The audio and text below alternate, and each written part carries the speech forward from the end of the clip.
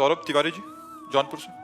राधे राधे राधे महाराज जी, आपके चरणों में कोटि कोटि नमन। गुरु जी, गुरु मंत्र को जपने में शुद्धता, शारीरिक मानसिक शुद्धता कहाँ तक जरूरी है? यदि अशुद्ध अवस्था में गुरु मंत्र का जाप हो जाता है तो इससे क्या कोई हानि होती है? हाँ, वस्त्र पवित्र होने चाहिए, शरीर पवित्र होना चाहिए।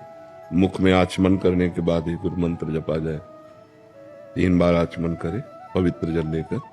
केशवाय नमः, नारायणाय नमः, माधवाय नमः, हाथ धोले गोविंदाय नमः, फिर माला में हाथ डालकर पवित्र अवस्था में, या बिना माला के जैसे जब करना है तो हमारा वस्त्र पवित्र हो, हमारी पादुका बाथरूम वाली न हो जिसमें हम लघुशंका शौच न गए हों, फिर आप यात्रा करते समय भी जप सकते हैं। लेकिन नाम जो है उसमें अपवित्र पवित्र हुआ सर्वावस्थांगतो पिवाह, उसमें अपवित्र हो या पवित्र हो उसमें कोई बात नहीं है। लेकिन मंत्र में, गुरु मंत्र में पवित्र अवस्था की अत्यंत अनिवार्य आवश्यकता है। यदि अपवित्र दशा में जपोगे तो हो सकता है तुम्हारी बुद्धि को गिरा भी दे, विपरीत भी ले जाए, काम क्रोध की भी वृद्धि हो सकती है। इसलिए मंत्र को पवित्र अवस्था में ही जपा जाए, जो वैदिक मंत्र है, गुरु मंत्र है, और नाम को हर अवस्था में जपा जाए। नाम जपने में कोई परेशानी नहीं है। महाराज जी, जैसे गुरु मंत्र शुद्ध अवस्था में घर में कोई आता है, इसके चरण छूना पड़ते हैं, तो अगर वो शुद्ध अवस्था में छू लेंगे तो उसको हमारा स्पर्श उसको। हाँ, तो फिर हम जाकर के पंचपात्र से गंगा जल या यमुना जल रखा जाता है। पवित्र पवित्र हुआ सर्वावस्थान को किया, यह स्मृत पुंडरीकाक्षम स्वाभ्यांतरा शुचि, अपना छिड़क लिया, फिर चल गया।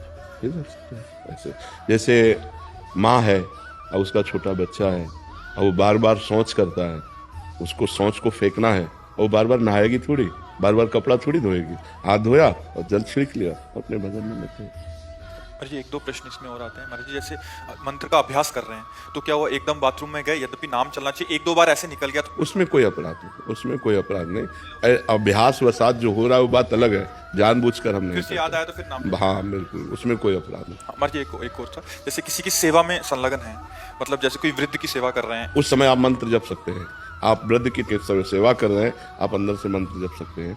उसमें कोई, आप अपने शरीर की पवित्रता है। अब जैसे नर्स है, अब हर समय मरीज की सेवा में है या डॉक्टर है, तो उसको अपना मंत्र जपना है। और खास बात ये, पवित्रता अपवित्रता देह भाव से है। जब तक देहाभिमान है तब तक नहीं। अवधूत जब हो जाता है वही संत समझना, वही संत जब ऊंची स्थिति हो तो सोच किए पड़े भगवदाकार वृत्ति है। जब आगे बढ़ जाया जाता है ना, फिर इसकी कोई परवाह नहीं रहती। पर आगे बढ़ने के लिए इसकी आवश्यकता है, इसलिए इसको मानना चाहिए। और जब हम आगे बढ़ जाएंगे फिर इसका कोई महत्व नहीं रहता।